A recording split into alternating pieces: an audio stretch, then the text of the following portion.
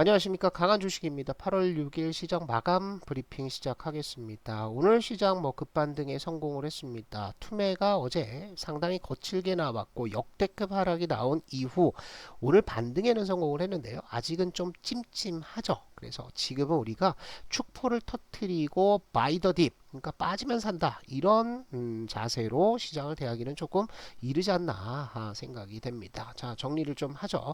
자, 오늘 시장 코스피 시장이 조금 아쉽긴 합니다. 장 초반에 6% 이상 올라가면서 코스닥도 역시나 급등하면서 어제는 매도 사이드카가 터졌죠. 근데 오늘은 매수 사이드카가 터졌습니다. 그만큼 변동성이 굉장히 크다는 거예요. 이 상황에서 시장에 섣불리 내가 매수를 하겠다, 아니면은 막 빨갛게 올라가고 급등하는 것들을 보면서 마음이 동하죠. 그래서 추격 매수를 하면 안 된다, 이렇게 미리 말씀을 좀 드리고요. 코스피 시장은 삼성전자가 밀렸기 때문에, 그죠? 1%, 1.5% 정도 올랐기 때문에 상승폭은 많이 줄었습니다. 하지만 코스닥 시장 급반등을 했고요. 상승 종목이 오늘 역대급으로 나왔습니다. 코스닥이 1500 종목 상승을 했습니다. 제가 기억하기로는 코스닥의 1380 종목 정도, 그죠? 이게 역대 1위 상승 종목 수였는데 이것을 까마득히 지금 넘어서 버리는 수치가 나왔죠. 어제 상승 종목이 한 50 종목 됐어요. 그런데 오늘 하락 종목이 200 종목이 안 되죠. 그만큼 지금 반발 매수세가 상당히 강하게 들어왔다, 이렇게 보시는데, 그 이유는 이겁니다. 어제 미국장에서 ISM 비제조업, 그러니까 서비스업이죠. 서비스업 구매자 지수 PMI 지표가 발표가 됐습니다. 어제도 말씀을 드렸듯이 미국의 경제는 어떻게 이루어져 있어요? 제조업이 12에서 한 14% 정도 비중을 차지합니다. 이거는 통계 내는 주체마다 조금씩 달라요.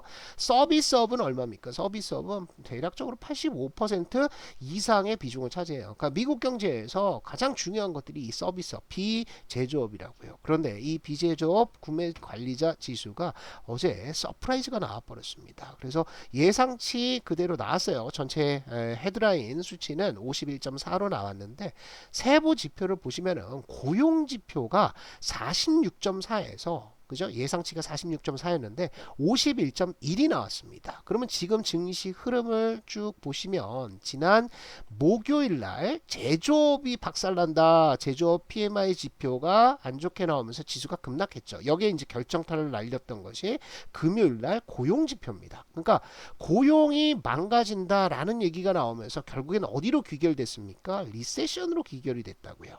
그런데 이 리세션으로 귀결되는 요 중간 단계, 요 고용에 있어서 ISM 제조업 지표의 요 수치가 요 고리를 탁 끊어버린 거죠. 그래서 어제 미국장은 뭐 상승으로 끝난 건 아니에요. 그런데 나스닥 지수가 지수 선물이 마이너스 6%가 있었고, 엔비디아 같은 경우에는 마이너스 14% 시간외에서 이렇게 빠지다가 이것을 대부분 돌려 세우면서 저점 매수가 들어가면서 끝났다. 그래서 우리 시장도 오늘 급반등하는 계기를 좀 마련을 해줬습니다. 수급적으로 보면 여러분들이 체크를 좀 하실 게 있습니다. 뭘 하셔야 되냐 하면, 자, 오늘 외국인 때문에 코스피 시장이 올랐습니까? 코스피 현물 시장에서 외국인들 1700억 순 매도를 기록을 했고요. 선물 시장에서도 2100억 정도 매도를 했습니다. 그러니까 외인들은 안 산 거야. 코스피를 사지 않은 겁니다. 그러면 누가 올렸느냐? 기관도 매도인데 어떻게 된 겁니까? 자, 기관은 금융투자가 어제 지수 급락하면서 프로그램 매수가 쭉 들어왔었죠. 그러니까 얘는 올라가면은 당연히 프로그램 매도가 나오는 겁니다. 금융투자는 오랫동안 투자하는 주체가 아니에요. 대략적으로 일주일 상간, 그죠? 2, 3일 단위, 빠르면 2, 3일 단위로 쭉 매수가 들어왔다가 쭉 매도가 나갔다가 하는 주체예요. 그래서 여기서 매도가 나오는데 누가 매수했냐? 어제까지 계속 매도를 하던 투신권이 들어왔고요. 그 다음에 연기금도 2,300억 꽤 많이 들어왔습니다. 왜 그러냐? 지수가 급락하면서 지금 예상 그죠? 예상 주가 수익 비율이 9배 이하 수준까지 떨어졌다라는 얘기가 나오거든요. 그러면 연기금에서는 자동적으로 매수 버튼을 누를 수밖에 없습니다. 그래서 연기금, 투신, 이 기관들이 물량을 갭상승해서 여기서 받아주면서 올라갔다라고 보시면 될 것 같고, 코스닥 시장은 개인들 계속 매도를 해주죠. 이렇게 매도가 나와야지 올라가는 거예요. 그래서 외인들은 오랜만에 중소형주 쪽으로 매수가 상당히 많이 들어갔습니다. 자, 눈여겨봐야 되는 것은 이틀 연속 개인들이 1,000억 원 넘는 풋옵션 매수를 하고 있습니다. 그러니까 풋 매수는 뭐죠? 풋 매수는 하방으로 베팅하는 거죠. 지수가 하락해야지. 하락해야지 수익을 내는 겁니다. 그런데 풋 매도한 주체는 뭐예요? 지수가 하락하면 어떻게 되는 거죠? 손실이 무한대로 증가하는 구조를 가지고 있어요. 그래서 우리가 풋 매도를 한다라는 것들은 대체적으로 우리가 방어막이다 이렇게 생각을 하거든요. 방어막. 뭐 정확한 얘기는 아닌데 쉽게 생각하면 그런 겁니다. 방어막. 지수가 더 이상 빠지지 않게 방어막이 생기는데 그 방어막을 이틀 연속해서 외인들이 치고 있는 상태. 그래서 지금 옵션 동향만 본다라고 했을 때 개인들의 과도한 풋옵션 베팅으로 인해서 지수 하방이 단기적으로 좀 막힌 거 아니냐 이렇게 이제 판단이 듭니다. 자, 코스닥 시장의 장중 동향만 볼게요. 자, 이겁니다. 자, 아침에 이렇게 시작을 했죠. 그죠? 그러면서 빵 밑으로 터졌는데 이건 뭐예요? 반대 매매입니다. 오늘 아침에 보신 분들 계신지 모르겠지만 예상가 8시 40분에 예상가 딱 나왔는데 580 종목이 하한가가 찍혔습니다. 그죠? 시장가 매도가 나온다는 거예요. 그래서 신용 반대 매매가 오늘 세게 한번 터졌고 그 물량을 받아서 쭈쭈쭈쭈쭈 급등했는데 이게 계속 원웨이 급등이 아닙니다. 이렇게 급등하고 난 다음에는 제가 이제 우리 회원님들한테도 말씀을 드렸는데 낙주 플레이어, 그죠? 낙주 선수들이 노는 데다라고 말씀을 드렸죠. 그러니까 이거 받아가지고 여기서 파는 거예요. 수익 실현 다 때렸고요. 그 이후에 지수가 그래도 외인들의 매수에 따라서 이렇게 상승해 줬는데 외인들의 매수가 나오는 것들은 결국에는 개인들이 팔아줘야 된다. 그래서 개인들이 시장에서 물량을 던지면서 일단 코스닥 시장은 조금 수급적으로 안정이 되어 있는 상태다. 오늘 아침에 이제 저 반대 매매 터졌다라고 말씀을 드렸는데 어느 정도 터졌냐? 요거는 이제 아직 오늘께 집계가 안 된 거예요. 이거 아마 금요일 수치일 건데 아니면 월요일 수치. 요거는 이제 증권사마다 조금씩 다릅니다. 뭐 대신증권 같은 경우에는 자체적으로 이제 집계를 하고 요거는 이제 금융투자협회에서 나오는 건데 보시면은 이렇습니다. 20조 2천억까지 올라갔던 신용잔고가 오늘로써 거의 1조 원 털렸어요. 그죠? 19조 2,900억. 그래서 1조가 털렸는데 그러면 몇 프로 털리는 겁니까? 5% 털렸어요. 제가 어제 방송에서도 과거 이제 코로나 때 그때 이제 지수가 V자형 패턴이 나오면서 완전 급등을 했을 때 신용이 얼마 털렸다? 30% 이상이 털렸다라고 말씀을 드렸죠. 아직까지 그 정도는 아닙니다. 그래서 지금은 물량 정리가 끝나지 않았고 또 예탁금이 급증한 것도 아니기 때문에 코로나 때와 같은 이런 급등, V자형 급등 이거는 불가하다. 이거는 희망사항에 불과하다. 이렇게 보시면 될 것 같아요. 이거는 이제 제가 이따 나중에 사례를 들어서 좀 다시 한번 말씀을 드릴게요. 자, 우려가 되는 것은 이거예요. 삼성전자에 대한 매도가 끝나지 않았습니다. 외인과 기관들은 오늘도 삼성전자 매도를 했습니다. 개인들만 매수를 하는데 이슈가 여러 가지가 좀 붙어 있어요. 지금 삼성전자는 시장의 신뢰를 좀 잃은 상황입니다. HBM3E 요게 이제 SK 하이닉스가 거의 독점 공급하고 있고 마이크론 테크놀로지가 엔비디아에 이제 진입하기 시작하는 요 HBM 메모리를 지금 언제부터입니까? 4월 달부터 시작해서 개발했다, 퀄통과한다 이런 어떤 언론 플레이를 계속 해왔다고요. 그런데 이번 컨콜에서 결판이 났죠. HBM3는 통과했습니다. HBM3 요거는 퀄 통과를 했는데 HBM3E는 콜 통과가 안 됐어요. 그런데 컨콜에서 뭐라 그러냐면 하반기 들어서 HBM3E를 폭발적으로 생산량을 늘리겠다라고 얘기를 하고 있습니다. 아니 콜 통과가 안 됐는데 생산량을 늘릴 수 있느냐? 이게 시장의 싸늘한 시선이고요. HBM3는 콜 통과를 했는데 이제 이게 어디로 들어간다? 중국 쪽에서 선주문이 굉장히 많이 들어온다고 해요. 그런데 미국에서 중국 HBM3 메모리 수출을 막을 수도 있다라는 얘기가 나오면서 지금 악재가 이제 하나 터진 거죠. 그러니까 호재 나왔는데 자꾸 이걸 악재로 만들어버리는 희한한 재주가 있는 상태예요. 그래서 삼성전자는 우리 시장의 흐름도 그렇지만 지금 시장의 센티가 기관이나 외인들이 그렇게 좋지가 않다. 그래서 오늘 갭상승한 다음에 밀려버리잖아요. 1.5%밖에 상승을 못했습니다. 이러니까 이제 코스피 시장이 시원하게 상승을 못했던 거고요. 업종별로 보면은 2차 전지가 상당히 좋았습니다. 그래서 2차 전지가 들어가 있는 업종 업종들이 가장 큰 상승을 보였어요. 뭐 KRX 300 소재 같은 경우에는 뭐 포스코 홀딩스, 기계 장비 여기에서는 이제 LG 에너지 솔루션이 이제 시총 1위로 들어가 있고요. 에너지 화학 요거는 LG 화학이 들어가면서 2차 전지가 포함된 업종들이 일제 상승을 보였습니다. 유틸리티 같은 경우에는 뭐 저거죠. 한전. 오늘 한전도 상당히 급등을 했죠. 그래서 요것 때문에 올라갔고 반도체, 헬스케어, 자동차 그나마 선전하는 모습을 보여줬습니다. 그래서 업종별로 보면 뭐 나쁘지는 않습니다. 그죠? 우리나라 수출과 연관된 업종들 이런 것들이 이제 가장 많이 상승을 해주면서 일단은 업종별로도 흐름들이 그렇게 나쁘진 않았다. 근데 이제 문제는 뭐냐면 여기에서 지수가 막바로 올라갈 것이냐 이거를 이제 봐야 된다는 거죠. 그죠? 이게 이제 고민입니다. 무슨 고민이냐 하면 자 위에가 이제 코스피 지수가 되겠는데 코스피 지수는 올해 1월 달에 나왔던 지지선을 어제 확인을 했고 일단 지수는 땡겨놨습니다. 그래서 요 내부 추세대 요 추세대 있죠? 요거 그래서 요 추세대 안쪽으로는 들어가서 아랫꼬리를 달아놨어요. 그런데 이게 이제 이렇게 올라가기 위해서는 뭐가 필요하다? 삼성전자가 필요하다. 그죠? 삼성전자. 근데 이 삼성전자가 지금 헤매고 있는 상태라서 지수를 땡기는 게 쉽겠냐 이런 생각이 드는 거고요. 또 하나는 코스닥 시장은 작년에 나왔던 이 저점 여기를 겨우 오늘 지켜내는 모습이에요. 그러니까 갖다 이제 붙였다라는 거죠. 그러니까 적어도 여기는 한번 지켜주겠다라는 의지가 나오고 있는 상태. 그래서 코스닥은 개인들이 매도를 하고 있기 때문에 일단은 여기 올라가서 이렇게 옆으로 기는 흐름들이 되지 않을까 생각이 들어요. 왜 그러냐 하면 우리가 시장이 크게 빠졌던 때를 한번 기억을 해보죠. 언제냐 하면 2011년일 거예요. 그때 이제 유럽의 재정 위기가 터졌습니다. 그죠? 이때 보시면 돼요.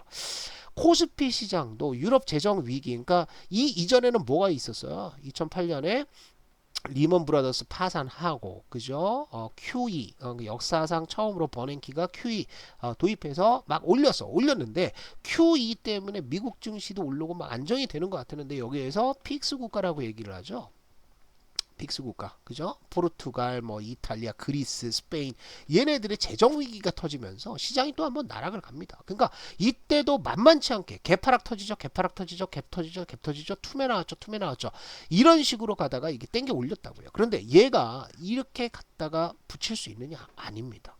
그죠? 당시에는 코로나 때는 이걸 이렇게 갖다 붙였어요. 그런데 그렇지 않고 어떻게 됩니까? 또 투매 나오고 이러면서 결국에는 한두 달, 두세 달 정도의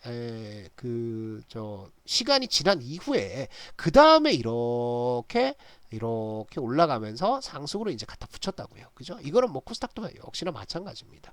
그 이후에 이제 빠졌던 거, 그거는 이제 뭐 2016년도 어제 이제 제가 말씀드렸던 것들이죠. 2016년도에도 요거는 이제 코스닥을 보면은 더 극적이긴 해요. 2016년 2월달 요때도 보시면은 요거는 이렇게 돼서 올라갔는데 요거는 이제 코로나 때와 비슷한 상황이에요. 그죠? 코로나 때처럼 V자형으로 땡겼다. 그런데 그 이전에 2015년을 한번 보시면은 이때입니다. 그죠? 요때도 개파락 투매 떨어지고 나서 이게 올라갔다가 또 박는다고요. 그죠? 그러니까 V자형 반등이 그렇게 쉽게 나오지 않는다. 굉장히 특별할 때 나오는 거예요. 2011년도 한번 보시자고요. 2011년 보시면 이때 유럽 재정 위기 터지면서 개파락하고 투매 터졌죠. 그죠? 투매 나오고 급반등했는데 여기서 갖다 못 붙인다니까요. 다시 내려와서 바닥을 잡아주는 흐름이다. 그래서 우리가 지금 시장에서 바로 땡겨주면 좋겠으나 그게 이제 쉽지는 않다. 다만 긍정적인 것은 뭐냐 하면 이겁니다. 상승 종목과 하락 종목이 어마어마하게 터졌죠. 그게 언제 터졌냐면 여기서 터졌습니다.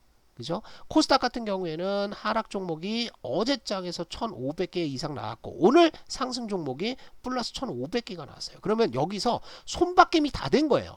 그죠? 그래서 손바뀜이 됐기 때문에 요 지수 때 720에서 뭐 710 정도로 보죠. 여기 양봉 나왔을 때 710 정도에서 730포인트. 여기는 이제 하나의 굉장히 의미 있는 지지선으로 역할을 할 가능성이 있어요. 그렇다고 여기를 뭐 철벽 방어해서 지켜주는 건 아니지만 대략적으로 730선 전후 여기에서는 계속해서 바닥을 잡아갈 가능성들이 있다. 그래서 여기를 이제 기준점으로 삼으시면 될 것 같고요. 그 다음에 코스피 시장은 어디 2,500입니다. 그죠? 2,500, 2,480 여기를 기준점 삼아가지고 요 밑으로 터진다. 요 밑으로 터진다. 그러면 매수를 했다가 요 위로 올라간다. 그럼 매도를 하면서 당분간은 요런 매매를 하는 게 좋지 않을까. 요렇게 이제 조심스러운 의견을 드립니다. 자, 그리고요, 이제 그렇다고 이제 뭐 미국이 뭐 마냥 안 좋다 이렇게 보기는 어려울 것 같아요. 지금 이제 그 엔화 흐름들을 보시면 일본에서 금리 인상 기조를 계속해서 가져가겠다라는 이제 발표를 했죠. 3시부터 이제 회의를 해가지고 그런 내용이 나왔는데 그 내용 나오자마자 어떻게 됐습니까? 이렇게 됐어요. 그 내용 나오고 엔화가 요게 이제 엔화가 올라가는 게 약세죠. 그죠? 근데 엔화가 다시 이렇게 강세로 돌았습니다. 강세. 그러면서 요거 내려오는 동안 나스닥 지수 선물도 빠바박 떨어져가지고 보합까지 내려왔거든요. 그래서 일단 지금 시장에서 중요한 것은 엔화의 움직임이다. 엔화의 움직임. 제가 이제 나중에 엔화에 대해서 엔캐리 자금이 얼마나 되느냐, 그리고 앞으로 더 나갈 게 있느냐, 요거를 이제 설명을 한번 드릴 텐데, 엔화의 움직임에 따라서 시장이 휘청휘청할 가능성들이 있어요. 그래서 요거 체크를 좀 해 보셔야 될 것 같고, 미국 내부에서는 제가 이제 기대하는 거는 옐런, 그죠? 재무장관이 언제 등판을 하느냐, 요겁니다. 근데 이제 미국의 대선 일정을 보시면 경선이 없이 카멜라 해리스가 부통령 후보로 이제 선정이 됐어요. 그죠? 그 후보 발표를 했습니다. 그러고 나서 전당대회 언제 열리냐면 8월 19일에서 20일 날 시카고에서 전당대회가 열려요. 그리고 한 달 뒤에 뭐가 나온다? 트럼프가 TV 토론회 하자. 그래서 TV 토론회를 해요. 그죠? 9월 10일 날 2차 토론회도 합니다. 그리고 11월 5일까지 대선이 있습니다.